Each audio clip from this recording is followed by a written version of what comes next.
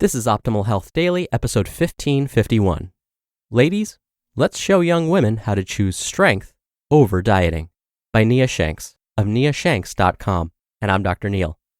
Hey there, welcome back to Optimal Health Daily, or welcome for the first time if you're new here. This is the podcast where I act as your very own personal narrator and read to you from some of the most popular health and fitness blogs online, and always with a bit of my commentary at the end. Now, the title of today's article may make it seem like only those that identify as female may find this useful, but I promise that's not true. Listen on, and you're going to soon see what I mean. And so with that, let's get right to it and start optimizing your life. Ladies, let's show young women how to choose strength over dieting, by Nia Shanks of niashanks.com. I was reluctant to write this article because I don't have children, but I had the privilege of growing up with a mom who was physically active. In fact, she was the first woman personal trainer in our town. I know what it's like to have a strong, positive, encouraging role model, and she's the main reason why I'm a trainer as well.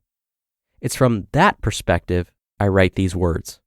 As the child of a woman who led by example, and still is, and showed me what it meant to strive to be strong, to be the best version of myself, and not to succumb to constant dieting, deprivation, and a negative mindset. The current battle. Young individuals are impressionable, and unfortunately, your words aren't the only ones they hear. These youngsters are hearing the words diet and exercise at a much younger age, at school and on TV. Instead of playing, having fun, and enjoying their adolescence, more young individuals are paying attention to how they look, and consequently, how they think they should look.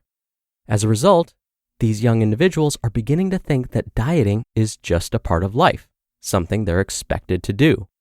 They think they have to look a certain way and fit some ideal mold body image. The mainstream media still runs rampant with the noise of deprivation diets, tons of cardio for building a slender body, the constant battle for quote-unquote perfection, and too much time pointing out the things that are wrong or imperfect with our bodies, and quickly pointing out what's right and perfect. Oh, and many do this simply to sell us the solution. There's always a new book and skinny rules to be followed. This makes the battle that much more challenging, and it's a reason we, need to be the louder, more motivating voice. Lead from the front. As I mentioned, I was fortunate enough to have a positive role model when I was younger. I watched my mom lift weights, get stronger, and build fierce confidence and determination. I love knowing my mom, pound for pound, was stronger than a lot of men. My mom didn't just tell me to be strong and confident, she showed me and led by example. Actions, as we know, are much more effective than words. We must help the generation of young individuals behind us to be strong, confident, and say no to dieting and obsessive eating patterns that can lead to binge eating and, yes, to truly seeing what they're capable of achieving, to realize their potential and physical abilities. It's not about being skinny. It's not about reaching and maintaining a certain body weight. And it's not about saying, I'm not like this and I can't do that. Be strong, be confident, be awesome. It is about being strong and not only saying, but showing that we can be. It is about being the best you possible and loving your body, not just for how it looks, but because of what it can do. And it is about being awesome and loving our bodies. When we set the positive example for younger individuals, we can rest assured that we're doing our part. As a result, we can be hopeful that they won't be tempted by the latest dieting advice or body image discussion they hear at school. Hopefully, they won't be concerned with getting skinny because they'll be too busy being awesome. That is what we must do. We must not only tell the young people in our lives, but let's show them what really matters. Let's help the younger generations to become beautiful badasses in training. Let's show them what it means to be strong, proud, confident, and what our bodies are capable of doing, and not becoming overly obsessed with how they look. The whole be super slim and eat like a bird mentality didn't appear overnight, and I'm convinced that we can help extinguish it altogether. Instead of chronic cardio, we could show young people how empowering it is to pick up a heavy barbell, to build strength, and to relish what your body is capable of doing. We can show them that we should eat more and exercise less to build healthy, functional, and beautiful bodies. And hopefully that confidence and attitude will reach their friends as well. Hopefully we can be the driving force behind a new movement, the beautiful badass revolution that's even more popular and powerful than the prevalent dieting mentality.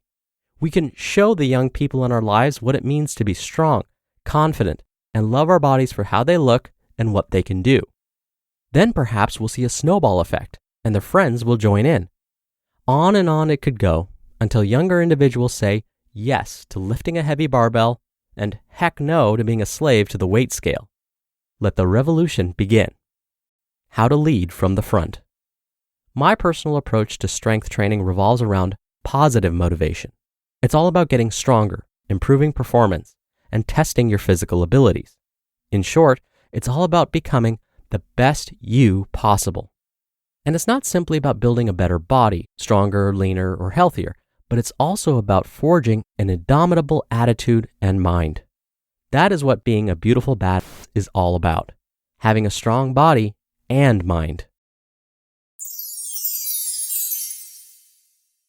You just listened to the post titled, "Ladies, Let's Show Young Women How to Choose Strength Over Dieting" by Nia Shanks of niashanks.com.